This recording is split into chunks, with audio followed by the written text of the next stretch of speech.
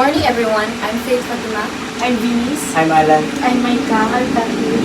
Today, we have the pleasure of speaking with Teacher Lex, or my name is Lina Limpisa Bandel, with an experienced educator with 2 years of teaching experience.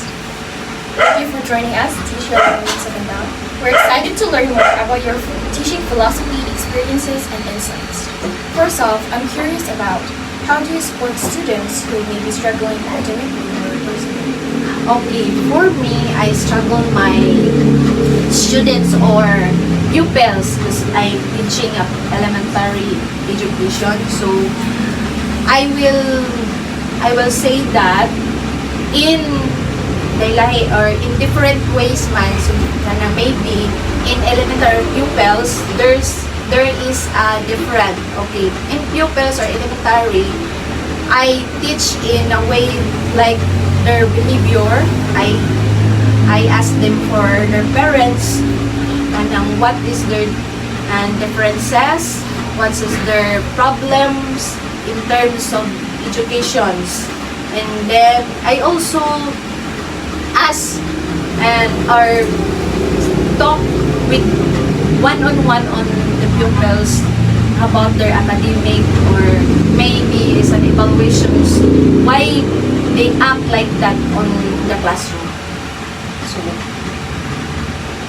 is that your is that your questions, or there's another question? There's not one question, but we have the second question. Okay. What inspired you to become a teacher? Okay. Inspired to become a teacher is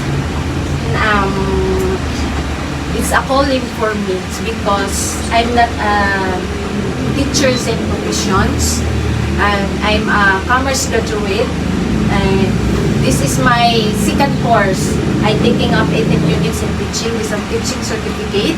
So that's why maybe it's a calling for God that I become a teacher today. So I'm inspired. So maybe the main priority is my family. This second is the calling from the God.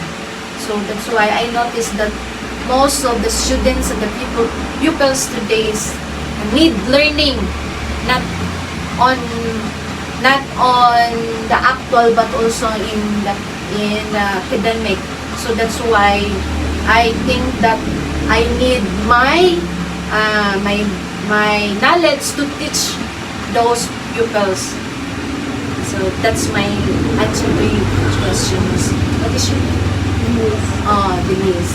Okay, next. What is your favorite subject or grade level to teach?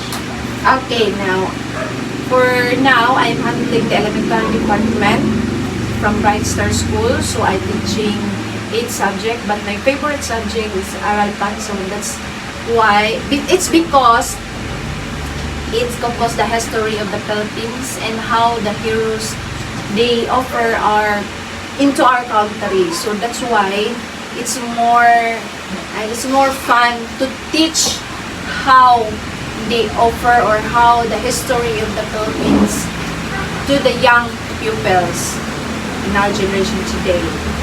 So that's all. So what's next?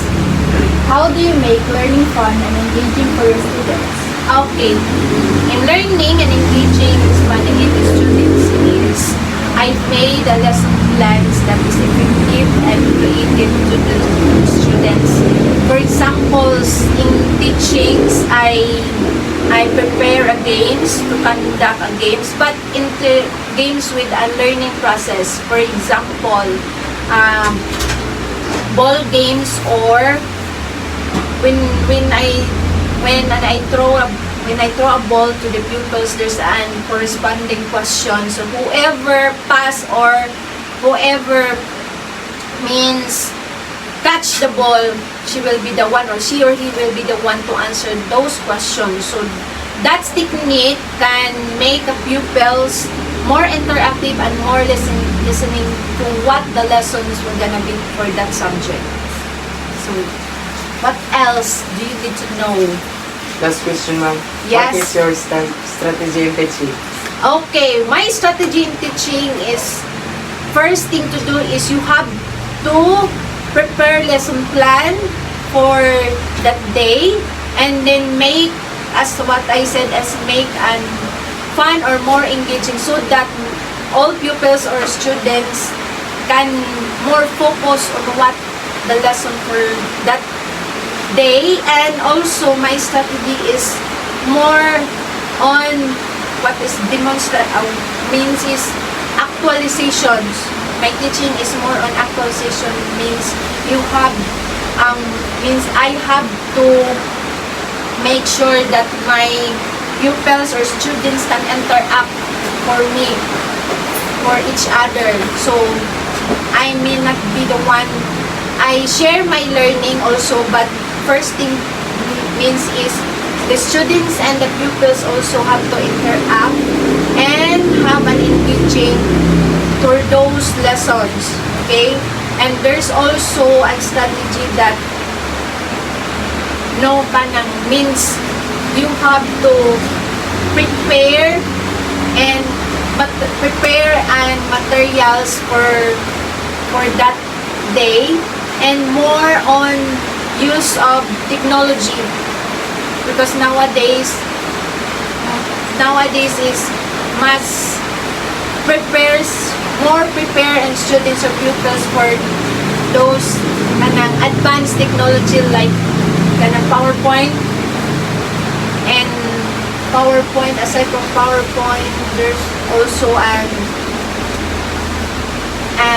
sound system for kanang which is for proper bag kanang interactions. And also there is ways of communications. That's my strategies on how to teach. Aside from my materials, there's also conversations for both pupils and teachers. I appreciate your time and expertise, ma'am. This concludes our interview.